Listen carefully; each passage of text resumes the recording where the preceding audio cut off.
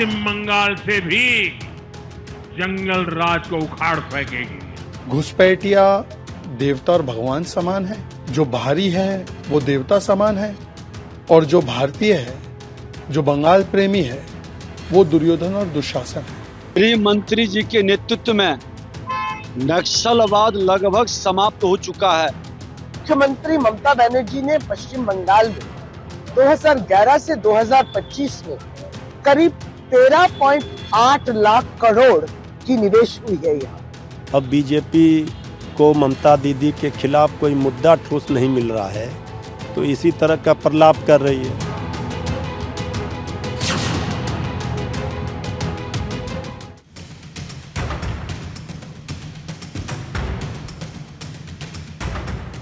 नमस्कार, आप सभी का स्वागत है भारत 24 पर। मैं हूं आपके साथ पूर्णिमा मिश्रा। शाम के 6 बज चुके हैं और वक्त है दहाड़ का।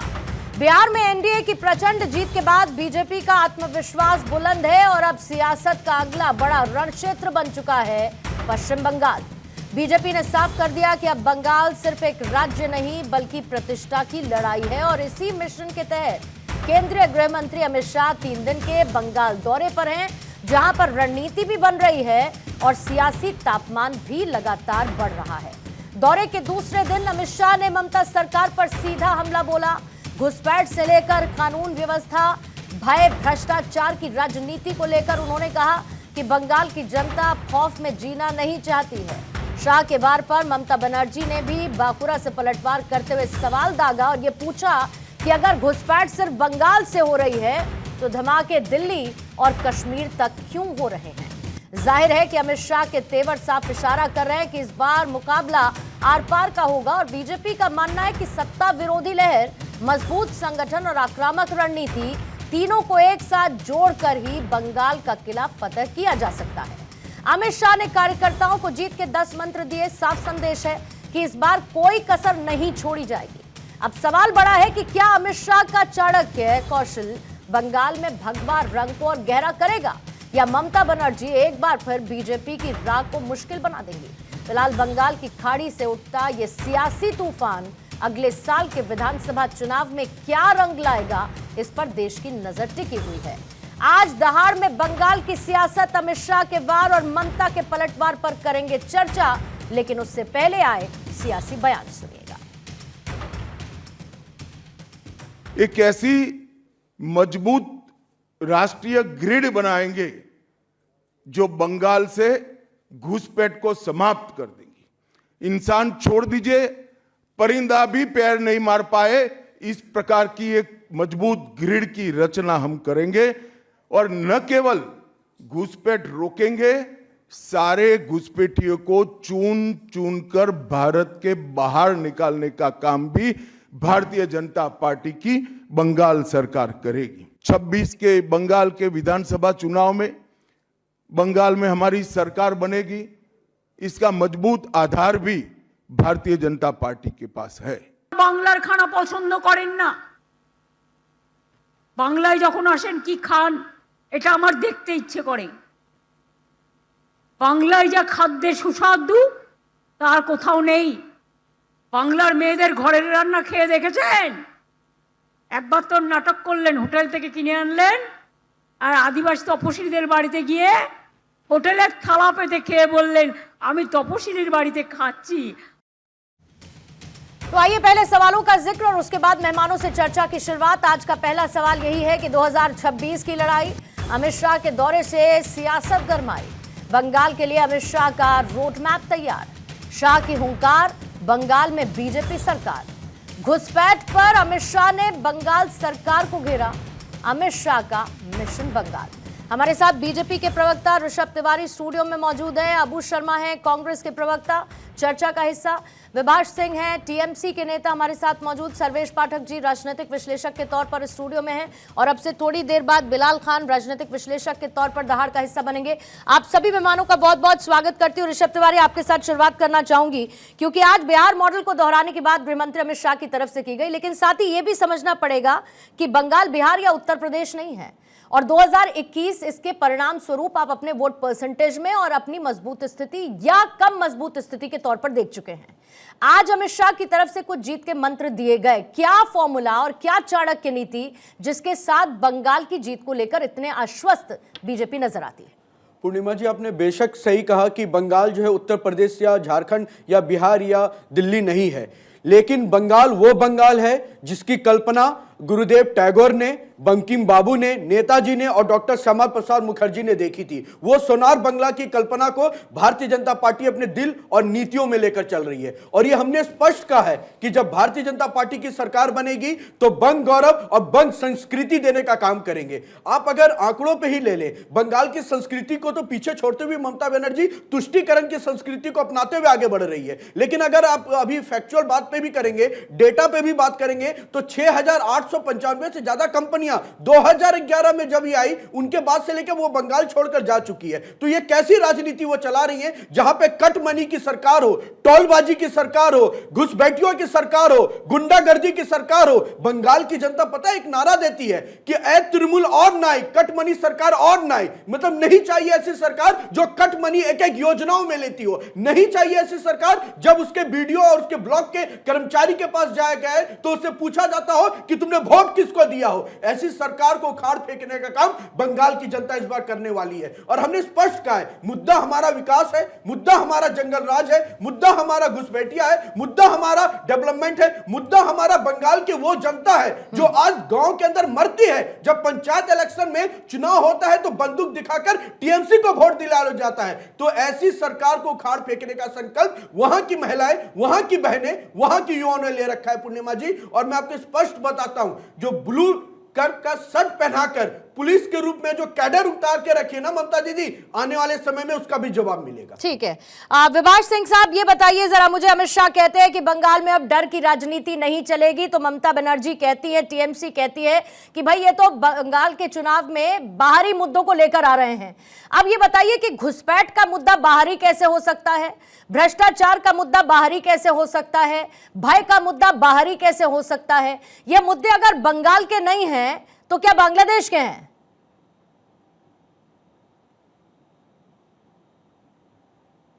अनम्यूट कर लेंगे विभाष जी।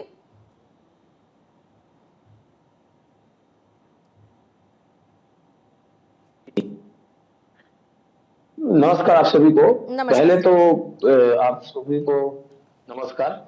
और आपने जो 3 मुद्दों के प्रति ध्यान आकर्षित किया है, उनमें से पहला मुद्दा है घुसपैठिए। तो घुसपैठिए रोकने का काम बीएसएफ करती है और केंद्र सरकार के अंडर में बीएसएफ है, आप सभी को पता है। भय की राजनीति बीजेपी करती है। ईडी, सीबीआई और सभी तरह की केंद्रीय एजेंसियों को अपना इस्तेमाल करके ये सभी जानते हैं। और रही बात बंगाल की जनता बहुत जागरूक है, बहुत ही जागरूक जनता है। हमारे ऊपर 15 साल से भरोसा की है, आगे भी हमारे ऊपर भरोसा रखेंगी। और जो भी ये मुद्दे लेकर आते हैं, इनका सिर्फ और सिर्फ लोगों को धमकाना, और ये अपने जो राज्य में बीजेपी है उन राज्यों पे क्या कर रही है, आप यूपी में देखिए, एक बच्ची का रेप हो जाता है, उसमें बीजेपी नेता का नाम आता है और उनको सभी जानते हैं, आप नेशनल मीडिया जानती है, सभी जानते हैं कि उनको अच्छे से रखा जा रहा है, उनको कोई एक्शन नहीं लिया जा रहा है। बंगाल में हो या अन्य स्टेट में हो, जो नेता अलग पार्टी में हो वो चोर है और इनके पार्टी में जाकर वॉशिंग पाउडर से धुलकर साफ हो जा रहे हैं। तो ये भी आप सबने देखा है। अभी जो इनको लेकर बीजेपी इतना उछल रही बंगाल में, शुभेंदु अधिकारी को लेकर, वो खुद टीएमसी में थे और पैसे लेते हुए पकड़े गए थे, तो उनको अभी ये लेकर क्या उनको नेता बनाने के लिए में है? मैं क्या पूछ रही हूँ, आप क्या बता रहे हैं साहब? सभी आपको मुद्दे पर ही तो बताएं। नहीं तो उत्तर प्रदेश में अगर सेंगर साहब की बात करेंगे तो फिर तो आप बात कर लीजिए संदेश खाली की भी ना, नहीं बात करेंगे उसकी, बात कर लीजिए, मुर्शिदाबाद की बात कर लीजिए। लेकिन मेरा कहने का मतलब सिर्फ इतना है, सीधी सी बात सुनिए सर, ये बताइए कि घुसपैठ मुद्दा है कि नहीं है बंगाल में? घुसपैठ का मुद्दा सेंट्रल मैं पूछ रही हूँ कि घुसपैठ का मुद्दा है कि नहीं है? अमित शाह की तरफ से लेटर लिखा गया कि नहीं लिखा गया फेंसिंग को लेकर? आप लोगों ने एरिया देने से मना किया कि नहीं किया? क्या वहां की सरकार या वहां के जो एजेंट्स हैं वो उनका आधार कार्ड से लेके उनके डॉक्यूमेंट्स बनाने में मदद नहीं करते क्या? उनको वैलिड वोटर बनाने के लिए उनको रास्ता नहीं दिखाते हैं क्या? और सीए एनआरसी को लेकर विरोध करने वाली आपकी पार्टी नहीं है क्या? तो घुसपैठ को अगर खत्म करना है तो सेंट्रल के साथ आप साथ साथ क्यों नहीं चलना चाहते भाई? मुद्दा है तो है, और मुद्दे को खत्म करना है तो साथ में मिलकर करना पड़ेगा। मुद्दे हैं पूर्णिमा जी, दोनों अलग अलग मुद्दे, सीए और घुसपैठ दोनों अलग मुद्दे हैं, ये आप एक साथ क्यों जोड़ दे रहे हैं? नहीं तो इस मुद्दे की बात नहीं करूं मैं, छोड़ दूं इसको।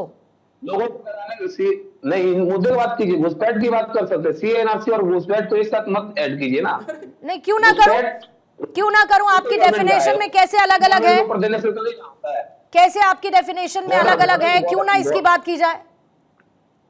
सीए एनआरसी के एवज में ये लोग तो लोगों को डराकर जो वैध वोटर है उनको, और ये आप कैसे तय कर रहे हैं? अगर ये होम मिनिस्ट्री का काम है कि कौन सा वोटर वैध है और कौन सा अवैध है, ये टीएमसी कैसे तय कर ले रही है? अगर ये काम फिर होम मिनिस्ट्री का है तो होम मिनिस्ट्री को करने दीजिए, लागू करने दीजिए कानून, फिर विरोध क्यों करते हैं? साथ साथ आइए ना। ट्रांसपेरेंट सिस्टम से होना चाहिए ना, ट्रांसपेरेंट सिस्टम होना चाहिए ना। इतने हड़बड़ी में क्यों है? जो काम साल भर में होता है वो काम ये लोग एक महीने या 1.5 महीने क्यों कंप्लीट करना चाहते हैं? जवाब देंगे। दादा सुनिएगा गौर से, आप कह रहे हो कि घुसपैठिया में केंद्र सरकार का इन्वॉल्वमेंट है। मालदा डिस्ट्रिक्ट जान रहे, नॉर्थ बंगाल, नॉर्थ मालदा और साउथ, आप गए हैं कि बंगाल कहां पे रहते हैं मुझे नहीं पता, लेकिन मैं बता देता हूं, मालदा डिस्ट्रिक्ट के अंदर ही 15 साल से एक मोहम्मद नूर रह रहा था, जिसका जो बकायदा वोटर आई कार्ड बनाने का काम वहां के लोकल पार्षद ने किया था, और जब उसका विरोध खगन मुर्मू जी ने किया तो उस पर खून की होलियां वहां पे खेली गई, और वो वीडियो पूरा देश में वायरल है। उस पर जवाब देंगे, रानीगंज पे जवाब देंगे, सलामपुर पे जवाब देंगे, बांकुड़ा पे जवाब देंगे, बर्दवान पे जवाब देंगे। कौन उनको सर्टिफाइड करता था जनाब? 2012 में किसकी सरकार थी केंद्र में और वहां पे राज्य में? आपने अपने समय में स्थापित किया, बच्चे पे बच्चे पैदा वो करते गए, उसके बाद वोटर लिस्ट उनका बनाते गए। तो जब छानबीन हमारी सरकार में हो रही है तो झोला उठा के भागते नजर आ रहे हैं। इसलिए कह रहा हूं, घुसपैठियों को संरक्षण जो 15 साल पहले मिला था, अब वो बिल से निकालने का काम भारतीय जनता पार्टी की सशक्त नेतृत्व की सरकार कर रही है। घबराने की आवश्यकता नहीं है दादा, विपक्ष में बैठने का जिम्मेदारी देंगे आप। ठीक है, जल्दी से एक बार अबू शर्मा जी आपका एक टेक लेना चाहती हूं, क्योंकि ये तो क्लियर है। एक सेकंड साहब, काउंटर लेती हूं, रुकिएगा जरा। अबू साहब ये बताइए कि अगर ये सारा का सारा जो बैटल है, बैटल ऑफ बंगाल है, वो क्लियरली बीजेपी वर्सेस टीएमसी की स्थिति को स्टैब्लिश कर रहा है। इधर से ममता बनर्जी भी वही कर रही है, इधर से बीजेपी वही कर रही है। तो मतलब आप क्या साइडलाइन सपोर्ट के लिए हैं? कांग्रेस वहां पर क्या करने वाली है और क्या आपकी भूमिका रहने वाली है बंगाल के चुनाव में? सब नैरेटिव आप भी तैयार कर रहे हो तो मैडम हमको क्यों बुला रहे हो? सर आप ग्राउंड पर जमीन तैयार कर लीजिए। हमारा जमीन क्या है आपको क्या पता है? आप दिल्ली में बैठ के हमारा इसीलिए जमीन तो पता आपको कर ले निमंत्रण रहे है, हो। बताइए ना, जमीन ही तो पूछ रहे हैं हम। नहीं, मैं आपको बता रहा हूँ, आदरणीय प्रधानमंत्री जी 2014 में एक स्लोगन दिया था, ना खाऊंगा ना खाने दूंगा। याद है आपको मैडम? आपको याद है? आगे बढ़िए ना सर, याद ही होगा। मेरी याददाश्त अच्छी है। नहीं, मेरी याददाश्त अच्छी है और मुझे याद है या नहीं याद है ये बताइए कि कांग्रेस इसे ग्राउंड पर कैसे लेकर जाएगी? कि मोदी जी ने ये कहा था, कर नहीं पाई, ममता बनर्जी ने ये कहा था, फिर भी कमीशन खोरी चलती रही, भ्रष्टाचार चलता रहा। ये बताइए कांग्रेस इसको ग्राउंड पर कैसे लेकर जाएगी? छोड़ दीजिए मुझे क्या याद है और क्या नहीं। नहीं, आपको याद रहना चाहिए ना। अरे सर मुझको नहीं याद रहना चाहिए, आपको याद रहना चाहिए कि आप बंगाल को कैसे जीतेंगे, अगर जीतना है, और आपकी भूमिका क्या होगी। मैं चुनाव नहीं लड़ रही हूँ। नहीं, मैं एक तरफ तो भारतीय जनता पार्टी का दोपट्टा पहन के जो प्रवक्ता बैठे हैं, मैं उसको सम्मान करता हूँ, वो सीधा भारतीय जनता पार्टी से है। लेकिन पर्दे के पीछे से जो भारतीय जनता पार्टी के साथ हमको लड़ना पड़ता है, तो उसको तो हम थोड़ा देखेंगे ना, वो उसको तो थोड़ा बताने के पहले बताना पड़ता है। बताइए ना, बैठे हैं यहाँ पर बीजेपी के प्रवक्ता, बताइए उनको के पीछे साहब। नहीं, बीजेपी का प्रवक्ता से हमको कोई प्रॉब्लम नहीं है। तो किससे? बीजेपी का प्रवक्ता, बीजेपी इस देश का मीडिया, पत्रकारिता का आजादी अरे में सर, पत्रकारिता पर बहस करने के लिए अबू साहब नहीं बुलाया ना आपको। हमको मालूम है। अरे सुनिए। इस पर नहीं बुलाया चर्चा हाँ, करने के लिए। हाँ, चर्चा मालूम इस बात है। पर है कि बंगाल मालूम है, में आपका कांग्रेस चर्चा- अपनी भूमिका को कैसे देख रही है, बंगाल का चुनाव जीतेगी कैसे, क्या सपोर्ट कर देगी कांग्रेस को, अगर अकेला चलना है तो कैसे, क्या स्ट्रैटेजी है, उस पर बात करिए ना अबू साहब, टाइम मत वेस्ट करिए। हाँ, सब कुछ बता रहा हूँ। हाँ, बताइए। देखिए, कांग्रेस पार्टी को सबसे ज्यादा मदद आदरणीय देश का प्रधानमंत्री नरेंद्र मोदी जी कर रहे हैं। अब आप पूछेंगे क्यों, मैं आपको जवाब दे रहा हूं। ना खाऊंगा ना खाने दूंगा। जो व्यक्ति कैमरा के सामने बंगाल का राजनीति ईमानदारी के ऊपर चलता है, ममता बनर्जी का वो जो छोटा सा झुपड़ी है जहां वो रहते हैं झुगड़ी में, उसको देख के बंगाल का जनता वोट किया था। और आज बंगाल के जनता को नरेंद्र मोदी जी क्या दिखा रहे हैं, उनका पोस्टर बॉय कौन है, शुभेंदु अधिकारी, जो कैमरा में सबके सामने पैसा लेते हुए दिखाया। उसके बाद एथिक्स कमेटी बनी थी, लाल कृष्ण आडवाणी जी को उनका जिम्मेवारी सौंपा गया, एथिक्स कमेटी का एक भी मीटिंग नहीं हुआ। ये ना खाऊंगा ना खाने दूंगा, और इसको बंगाल का जनता बर्दाश्त करेगा। बंगाल का जनता इसको बर्दाश्त करेगा जो सबसे सामने पैसा लेते हुए, रिश्वत लेते अबू हुए शर्मा जी। पकड़े गए आदरणीय प्रधानमंत्री अबू शर्मा जी। देश का प्रधानमंत्री अबू जी, शर्मा जी, उसको पोस्टर पर अबू बनाया, शर्मा जी, ये सब रैलियों के लिए बचा के रखिए। करो। अभी चुनावी रैलियां जब होंगी तो खूब शर्म करो। जमकर इन सब बातों को आप रुकिए ना, बोलिएगा, बात खत्म जमकर इन सब बातों को बोलिएगा। विरोधियों की कमजोरी क्या है, इसको आप रखिए अपनी चुनावी रैलियों के लिए। मैं तो पूछ रही हूं कि कांग्रेस की मजबूती क्या है, लेकिन कांग्रेस की मजबूती पर कांग्रेस के प्रवक्ता को बात ना करके विरोधियों की कमजोरी क्या है वो बताना है। पूछिए, बंगाल में आपको ईमानदार आदमी नहीं मिला। नकद में पैसे लेते हुए एक आदमी को पोस्टर बॉय बना रहे। आप प्रधानमंत्री को जाके पूछिए, ताकत है आपको? दादा बोलो, उसको बंगाल का पोस्टर बॉय किया। क्या बात कर रहे हैं? अबू साहब, with due respect, with due respect, हम भी विद ड्यू रिस्पेक्ट आपको बता रहा विद हूं। ड्यू रिस्पेक्ट अबू साहब, Narrative अबू साहब तैयार सुनिए कीजिए, ना मेरी आपने बात। पहले narrative अरे तैयार इनका कर पोस्टर दिया। बॉय छोड़िए, अपना चेहरा तो बताइए कौन है बंगाल में, कांग्रेस का चेहरा कौन है बंगाल में? आदरणीय मल्लिकार्जुन खड़गे जी और राहुल गांधी जी, बंगाल में जो प्रदेश अध्यक्ष बनाया शुभंकर सरकार जी, छात्र राजनीति से आया। ठीक है, एक भी दाग, एक भी आरोप ना भारतीय जनता पार्टी से कोई किया पिछले 1.5 साल से, ना टीएमसी से कोई किया पिछले। बंगाल का जनता जाए तो किसके साथ जाएंगे? ईमानदारी के साथ जाएंगे, शुभंकर सरकार जी के साथ जाएंगे, कांग्रेस के साथ जाएंगे, और हम 294 सीट में लड़ेंगे और हम अच्छा प्रदर्शन करेंगे। बहुत अच्छी बात है अबू साहब, लेकिन मुझे ये नहीं समझ में आ रहा कि आपकी इन बातों पर टीएमसी नेता क्यों मुस्कुरा रहे हैं, मेरी थोड़ा समझ से परे है। आप जो चाह रहे हैं टीएमसी नेता इससे क्यों इस बात पर मुस्कुरा रहे हैं, मुझे नहीं पता सर, मुझे नहीं पता। मैं सिर्फ कांग्रेस की स्ट्रैटेजी की बात कर रही हूँ, मैं आपसे लड़ने के लिए नहीं बैठी हूँ। अपनी एनर्जी को बचाइए, बंगाल के चुनाव में इसको लगाइए, आपको ज्यादा फायदा होगा। मुझसे लाउड वॉइस करके या मेरे साथ लड़कर आपको कोई सियासी फायदा नहीं मिलेगा, आपको कोई सियासी फायदा नहीं मिलेगा। कांग्रेस की स्ट्रैटेजी पर बात करेंगे तो ज्यादा अच्छा होगा। सर्वेश पाठक जी, आपके पास जल्दी से आते। ओके, ठीक है। अमित शाह का 3 दिन का दौरा और जिन मुद्दों को वो इस वक्त रख रहे हैं बंगाल की जनता के बीच, आपको लगता है कि ये स्विंग वोटर्स के लिए अमित शाह की स्ट्रैटेजी है बीजेपी की तरफ इन स्विंग वोटर्स को टर्न करने के लिए, यानी उन लोगों को जहां पर टीएमसी कमजोर है और बीजेपी की स्थिति को क्या आप मजबूत होते हो उस पूरी नैरेटिव बिल्डिंग के बीच में देखते हैं, जो घुसपैठिए से लेके बाकी मुद्दे बीजेपी लोकसभा चुनाव फिर बाकी विधानसभा चुनावों में प्रधानमंत्री नरेंद्र मोदी उठाते हुए आए, क्या उसका असर बंगाल में होगा? पूर्णिमा जी, आपको नमस्कार, आपके सभी दर्शकों को वंदे मातरम, भारत माता की जय। देखिए पूर्णिमा जी, इसमें कोई दो राय नहीं है कि बीजेपी के जो मास्टर स्ट्रेटेजिस्ट है वो अमित शाह जी हैं। अब वो 3 दिन का वहाँ पे प्रवास कर रहे हैं, तो ये अपने आप में बहुत बड़ी बात है। रही बात कि अभी टीएमसी के प्रवक्ता हो या आप, अगर हम भारत की भौगोलिक स्थिति देखें तो जितने भी बॉर्डर स्टेट में है वहां पे बीजेपी शासन में नहीं है। इनका कहना है कि जो बीएसएफ है वो सीमा की रक्षा करता है, लेकिन अगर मान लो घुसपैठिया आ गया, समहाउ आ गया, तो क्या उस राज्य की जिम्मेदारी नहीं बनती है? ये कैसे पल्ला झाड़ लेंगे कि बीएसएफ कर रहा है, आप सेंटर में बैठ के क्या कर रहे हो, फिर आप उस राज्य में शासन क्यों कर रहे हो?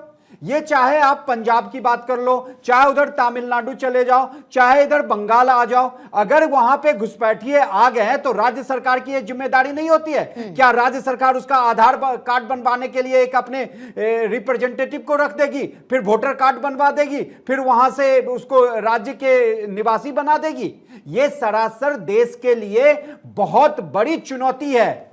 अगर वहां से रोहिंग्या हो चाहे कोई बांग्लादेशी घुस के जम्मू कश्मीर में पहुंचता है, बीएसएफ की नाकामी अगर मानी जाए तो राज्य सरकार भी की सबसे बड़ी नाकामी है। आप वहां पे इतने सालों से क्यों बैठे पड़े हो? पहले तो लेफ्ट पार्टी थी, कांग्रेस ने ये सारे घुसपैठिया बांग्लादेश को लेके आ गए भारतवर्ष में।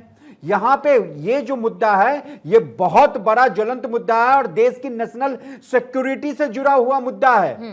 हम हर बार बीएसएफ पे अपना पल्ला झाड़ देंगे कि सेंटर में तो है, आज 11-12 साल से बीजेपी है ना सेंटर में, इससे पहले तो सेंटर में कांग्रेस पार्टी का शासन था 10 साल पहले। क्या स्थिति थी वहां पे आप बताइए। उसके बाद कांग्रेस पार्टी बात कर रही है बंगाल में इनकी कब सरकार थी, डबल डिजिट में इनके एमएलए बंगाल विधानसभा में कब बैठे थे, जरा ये भी बता दीजिए।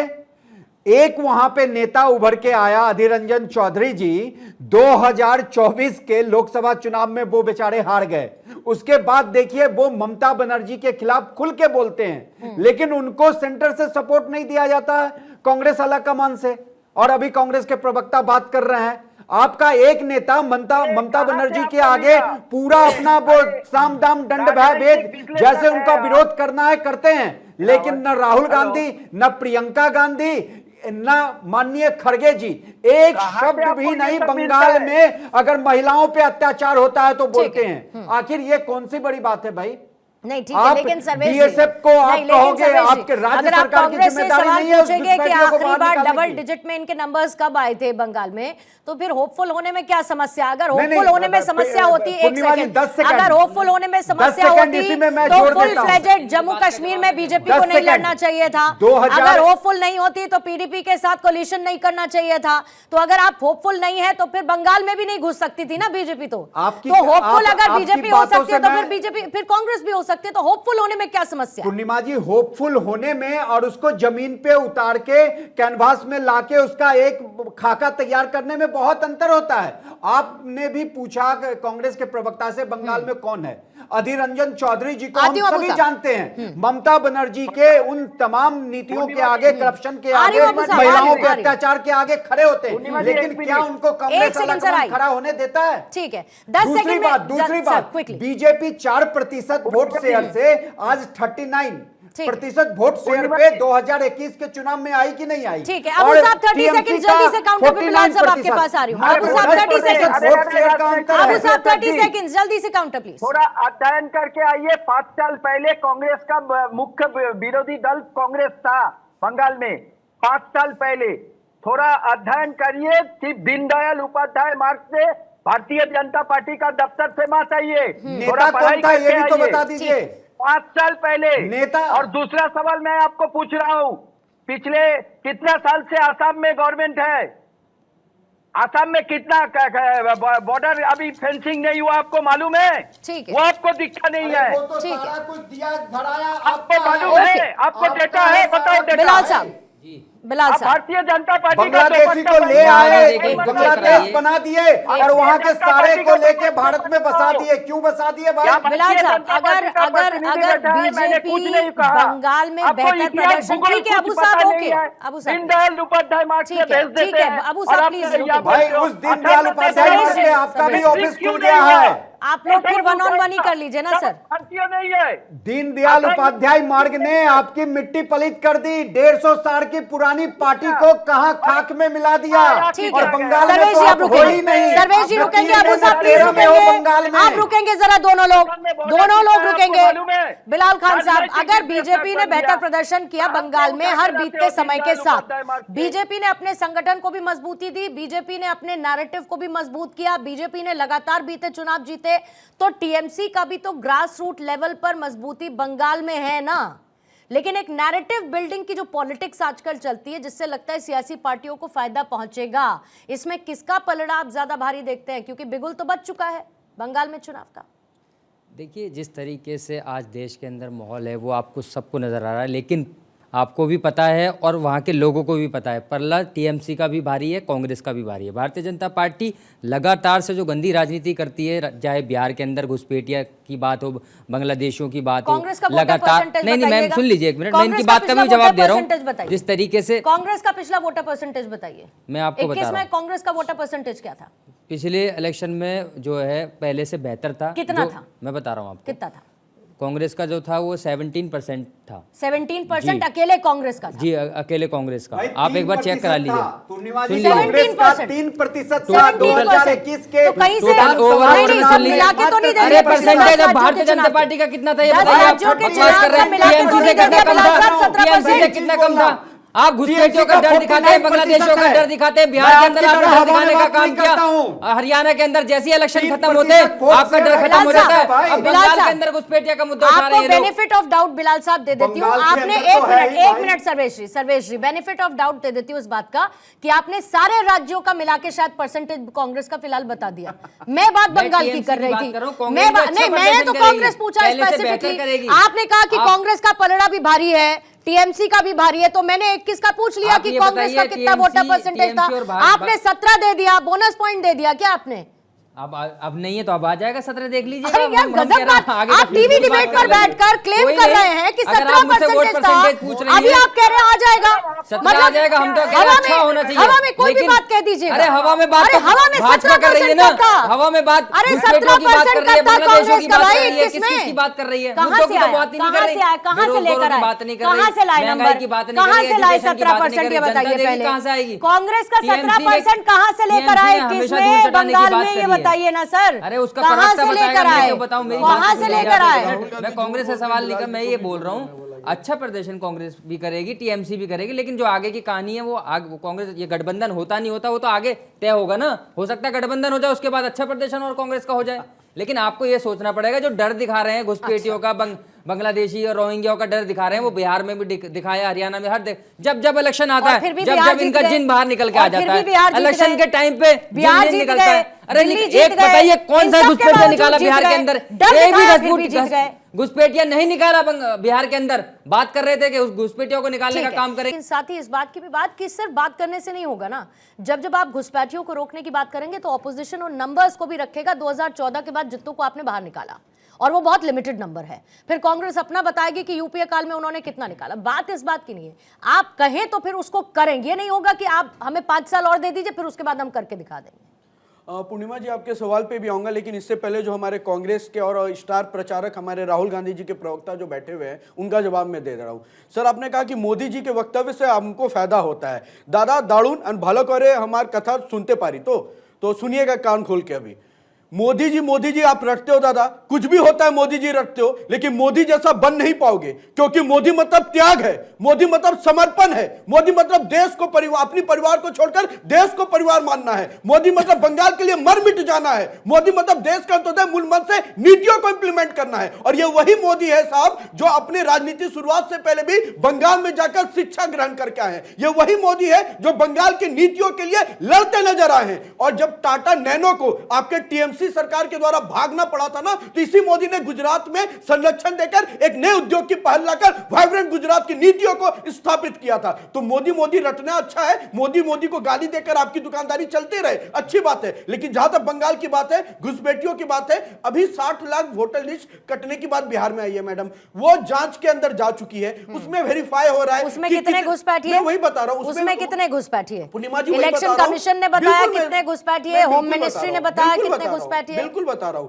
उसके बाद जांच बैठी है कि जो 60 लाख कटे हैं तो उसमें कितने डेथ हो गए, कितने ट्रांसफर ऑफ एड्रेस है, और कितने ऐसे थे जो इलीगल वोट बैंक बनाकर यहां बैठे थे। ये फिल्टर 2 महीने में रिजल्ट निकल कर आएगा और तब समझ में आएगा कि सरकार बनने के बाद कैसे उखाड़ के घुसपैठियों को बॉर्डर इलाके से फेंका जाता है। क्योंकि घुसपैठियों का जब आंकड़ा देने की बात होती है ना, तो 12 के बाद जो लोग एड ऑन हुए 14 के तक, उसके रेशियो को यह कैलकुलेट करके निकालने की भी आवश्यकता है। जो गृह मंत्री जी ने स्पष्ट कहा है। तो मैं कहूंगा 2 महीने रुक जाइए, बिहार के भी डेटा आ जाएगा और तब तक बंगाल इलेक्शन भी आने दीजिए। जो मुद्दे हम उठाते हैं इंप्लीमेंट करते हैं। बगल में सटा झारखंड है, अभी तो झारखंड इनको स्टेपनी का काम कर रहा है, जो वहां से भाग रहे हैं हेमंत बाबू संरक्षण दे रहे हैं। और ये जो टीएमसी के वाले चले गए, वरना मैं उनसे पूछता नहीं है वो अगर है तो मैं उनसे पूछना चाहता हूं कि जब आप बॉर्डर और टोल पे खड़ा करके, आप एक बार जाइए बाय रोड, अभी इलेक्शन में तो आपकी टीम भी जाएगी ना, कितने टोल आपको गुजरने पड़ेंगे जहां पे ये समझ में आएगा कि कैडर के लिए वो पैसा कलेक्ट किया जाता है, जिसका बात अमित शाह जी ने भी कहा है। उस पर जवाब मांगिए तो शायद वो डिबेट छोड़ देंगे। ठीक है, विभाष जी जैसे आएंगे मुझे प्लीज बताइएगा। अबू साहब तब तक काउंटर रखेंगे जल्दी।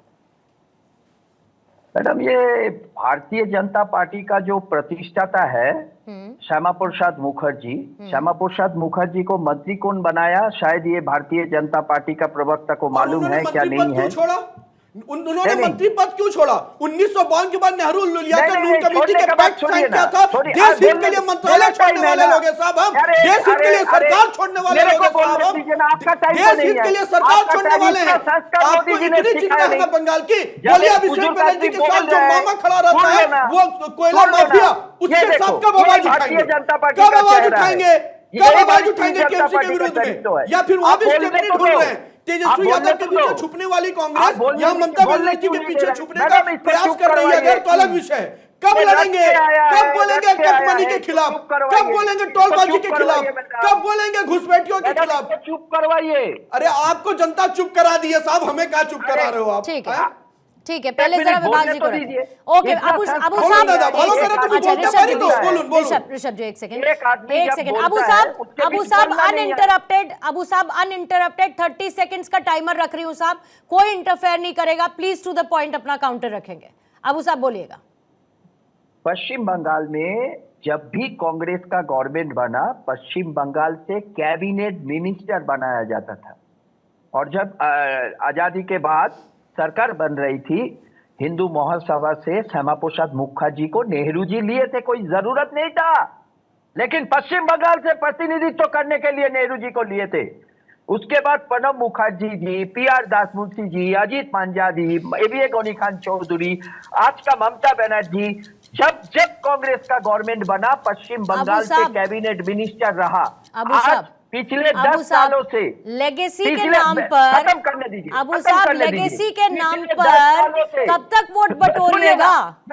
आज की बात करेंगे ना अबू साहब, टाइमर खत्म हो गया, उसके बाद मैंने आपको इंटरप्ट किया। आपको स्क्रीन नहीं दिख रही है क्या? मैं ये कह रही हूँ, लेगेसी के नाम पर कब तक वोट बटोरिएगा? आज की स्थिति में बात करिए ना, कांग्रेस कहाँ पर खड़ी है? और सिर्फ बंगाल नहीं, बाकी जगह पर कांग्रेस कहाँ पर है? आज की बात करिए ना सर। एक भी कैबिनेट मंत्री नहीं पिछले 10 सालों से। अरे बाबा, बंगाल का विकास करेंगे। अब केंद्रीय सत्ता में एक भी कैबिनेट मंत्री नहीं दिया, 2-5 आदमी को हाफ पैंट मंत्री बनाया, जिसका कोई ना ताकत है ना कोई पावर है, क्योंकि भारतीय जनता पार्टी एक गैस चेंबर है। ठीक है सर। अबू जी, बड़े बड़े बात करने से नहीं होता है। ओके अबू साहब, बंगाल का विकास करना है, आपने क्यों कैबिनेट मंत्री नहीं दिया? अरे मुझे बताइए ना, बंगाल में 1972 के बाद आपकी सरकार क्यों नहीं आई? करना चाहता हूं मैं। बांग्लादेश का निर्माण भी 1972 में हुआ, जिसके घुसपैठियों की हम बात करते हैं। बंगाल में उस समय आपके सरकार थी, 77 में जाने के बाद वो सरकार वापस ही नहीं आई। 34 साल लेफ्ट का शासन, यहाँ 15 साल ममता बनर्जी का शासन। आखिर कांग्रेस की ये हालत क्यों हो गई बंगाल में, ये बताइए। 1972 के बाद बंगाल में कांग्रेस क्यों नहीं वापस आया? अगर आपकी नीति इतनी अच्छी थी तो करना है, हमको बात ही नहीं करना है। विभाष जी आ चुके हैं, ठीक है। भारतीय जनता पार्टी का अरे आपसे मैं सवाल पूछ रहा हूँ तो आप बोल रहे हैं भारतीय जनता पार्टी। 1972 के बाद क्या कांग्रेस की सरकार बंगाल में आ पाई क्या? नहीं, 1972 के बाद। और आज वहाँ एक नेता आपके खड़ा होता, आप उसको चुपचाप बैठा देते हो, अधीर रंजन चौधरी जी को। विभाष जी जवाब दीजिएगा। कौन बोला आपको? ठीक है अबू साहब, रुकेंगे आप जरा सर, रुकेंगे अबू साहब। अरे अबू साहब ठहरिए थोड़ा सर, अकेले आप नहीं हैं। वो संगठन के लिए रोज हर रोज कार्यक्रम कर रहे हैं। विभाष जी अब बताइए, चौधरी को बता दिया। अब बताइए क्या करूं मैं? आपका जवाब कैसे लूं? आपका जवाब कैसे लूं मैं? जी बोलिएगा विभाष जी। जी, क्वेश्चन क्या था जी? थोड़ा कनेक्शन बहुत कुछ मिस आउट कर गए विभाष जी, आप बीच में बहुत कुछ मिस आउट कर गए। आ रही है अभी आपको मेरी आवाज क्लियर आ रही है? जी ठीक है, अब टाइमर जरा इनका विभाष जी का दोबारा से रख देंगे। मुझे सिर्फ इतना बता दीजिए कि जैसे बीजेपी की स्ट्रैटेजी हर राज्य में दिख रही है, अगर इसी सक्सेस रेट के साथ बीजेपी चलती रही, और आपको याद होगा बिहार में नतीजे आए थे उसी दिन कह दिया था नेक्स्ट वेस्ट बंगाल, तो क्या लेकर चलिएगा कि बीजेपी को रोक सकेंगे?